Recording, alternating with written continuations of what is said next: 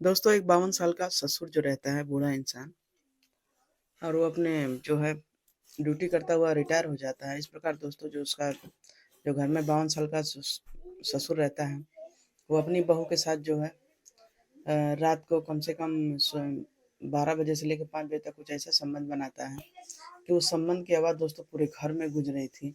और उस इंसान को जो है आवाज़ से बहुत ज़्यादा एलर्जी थी। लेकिन दोस्तों उस दिन जो है अपनी बहू के साथ ऐसी चीखें निकाल रहा था कि उसको वो आवाज़ बर्दाश्त थी, बाकी घर में जो है और आवाज़ें उसको बर्दाश्त नहीं थी। तो इस प्रकार दोस्तों जो है उसी बीच दोस्तों उस ससुर और बहू के रिश्ते में कुछ ऐसा होता है कि उसी में एक की जान चली जाती है मज़े के चक्कर में। तो दोस्तों एंड तक आप लोग बने रहिएगा, तो अभी आपको समझ में आएगा इस ब्लॉग। तो दोस्तों चलिए देर न करते इस ब्लॉग को आगे बढ़ाते हैं। तो दोस्तों सच्ची घटना पे आधारित ये ब्लॉग है। तो गोरखपुर में दोस्तों एक छोटा सा गाँव पड़ता है, वहीं का है। तो दोस्तों वहीं पर एक काजल नाम की औरत रहती है जिसकी शादी हो जाती है राजू नाम के लड़के से। जो राजू रहता है उसका पति, उसके पिता का नाम श्याम रहता है। और जो श्याम रहते हैं बहुत बड़े जमींदार थे। और इस प्रकार वो ड्यूटी करते करते रिटायर हो जाते हैं। जो रिटायर हो जाते हैं दोस्तों, तो उनका उनका जो नियम कानून इतना सख्त था कि घर में जैसे ही आए तो आवाज आवाज नहीं होना चाहिए, बस वो एक बंद कमरे में रहते थे। और इस प्रकार उनकी पत्नी भी बहुत ज्यादा बुढ़ी हो चुकी थी। तो इसलिए वो जो ससुर जो रहते हैं बेहद रंग मिजाज कहते कहते हैं ना कि बहुत बड़ा अय्याश टाइप का। लेकिन दोस्तों समय रहते जब उनको नहीं मिला तो वो बिल्कुल शांत पड़ जाते हैं। इस प्रकार दोस्तों जब उनके बेटे की शादी होती है काजल नाम की लड़की से, तो काजल की सुंदरता देखकर वो मोहित हो जाते हैं। लेकिन दोस्तों वो कर भी क्या सकते थे क्योंकि उनके बेटे की बहू थी।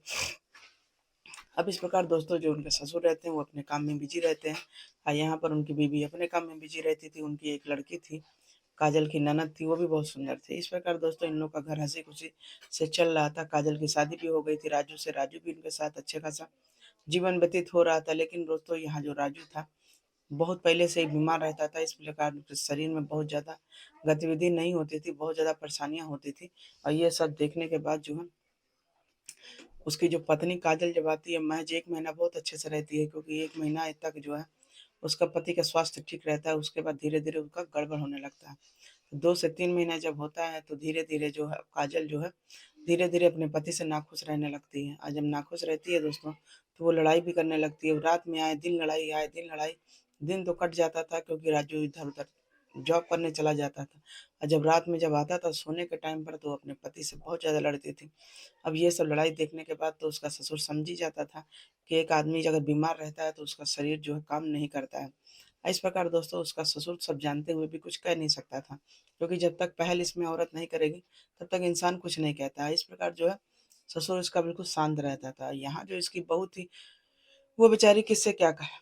उसके सास भी थी, उसकी ननद भी थी, सब कुछ लड़ाई वड़ाई का मतलब सुनती थी लेकिन कोई कुछ बोलता नहीं था। इस प्रकार दोस्तों इसे 3 महीना हो गया, अपने पति से बहुत लड़ाई करती है। और लड़ाई करती है तो दोस्तों अपने पति से बोलती है कि ऐसा है, तुम्हारे साथ मेरा जीवन बेकार हो चुका है।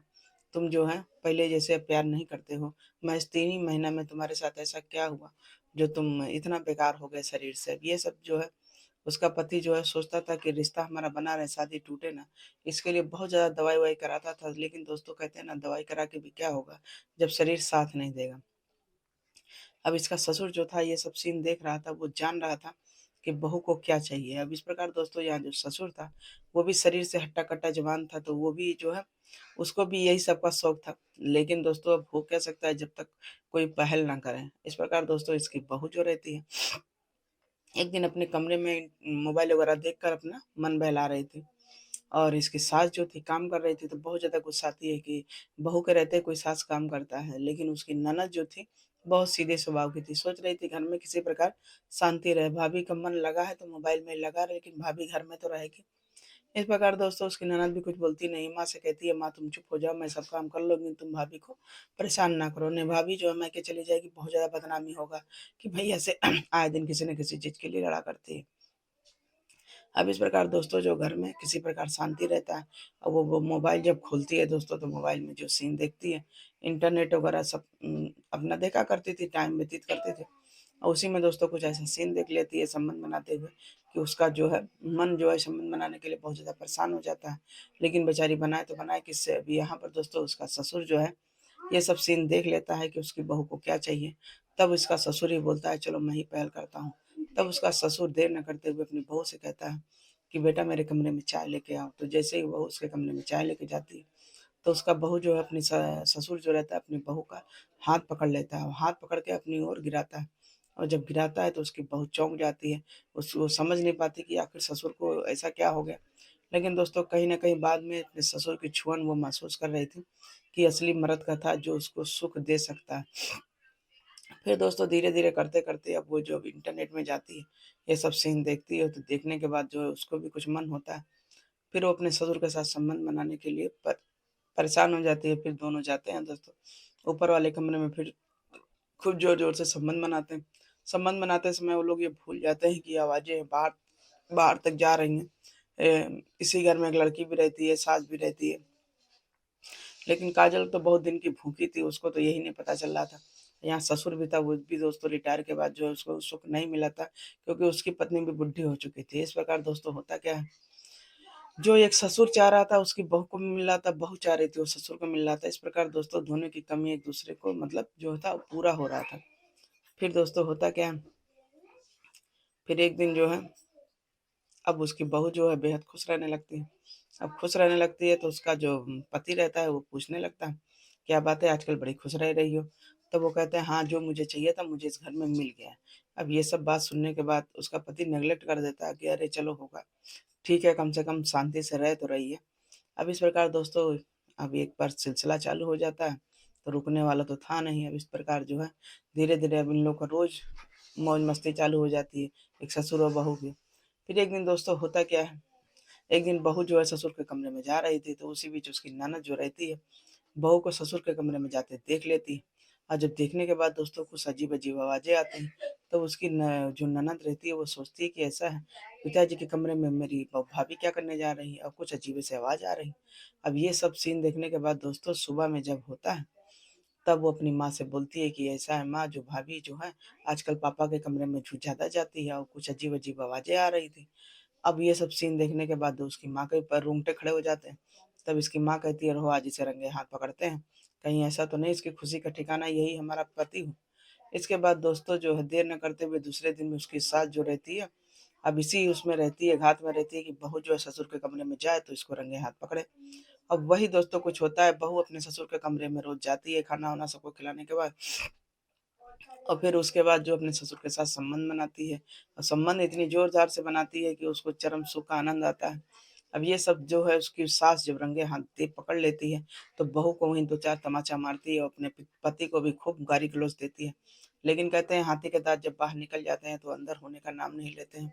तो दोस्तों उसी तरीके यहाँ भी था, वो जो सुख एक ससुर को बहू से मिल गया था, बहू को एक ससुर से मिल गया था पति वाला, वो छोड़ने वाली नहीं थी। अब यहाँ पर चाहे घर में लाख लड़ाई हो, कोई सुनने वाला नहीं था। तो सुबह में दोस्तों राजू को भी बुलाया जाता है, उसकी पत्नी भी रहती है, उसकी ननद भी रहती है।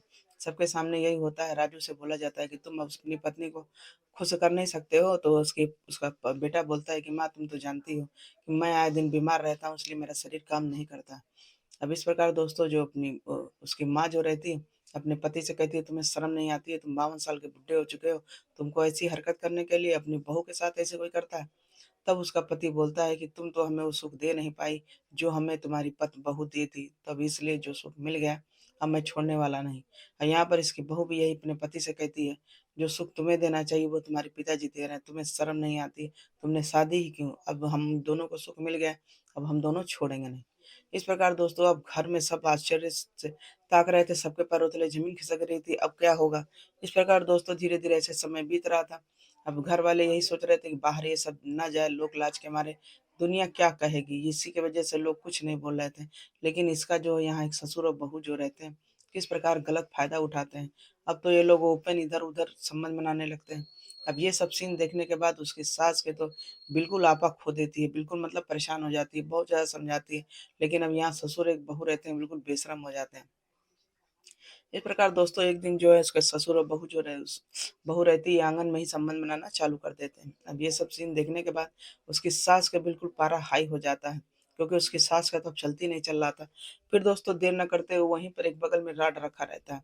वह गुस्सा में उठाती है, आपा खो देती है, अपने पति के सर पर दे मारती है। और जैसे दे मारती है दोस्तों, वहीं पर उसका पति बेहोश होकर गिर जाता है और वहीं पर वो दम तोड़ देता है। अब ये सब सीन देखने के बाद उसकी बहू काँपने लगती है। फिर उसकी सास कहती है, ऐसा तुम्हारा प्यार का भूत उतर गया, अब तो नहीं किसी के साथ संबंध बनाओगी। इस प्रकार दोस्तों उसकी सास देर न करते हुए अपने को ही पुलिस को बुलाती है और सरेंडर कर देती है। इस प्रकार दोस्तों कहते हैं ना कि एक अवैध संबंध के चलते एक भरा पूरा संसार जो है कैसे बिखर जाता है। आदमी जो है आप हवस की आग में ये नहीं देखता है कि कौन सा रिश्ता क्या है, और सब रिश्ते शर्मसार हो जाते हैं, तार तार आदमी कर देता है। जैसे यहाँ पर देखिए, एक माँ ही अपने सुहाग को कैसे अपने हाथों से मिटा देती है, महज घर की इज्जत बचाने के लिए गुस्से में आकर बहुत बड़ा कदम उठा लेती है दोस्तों।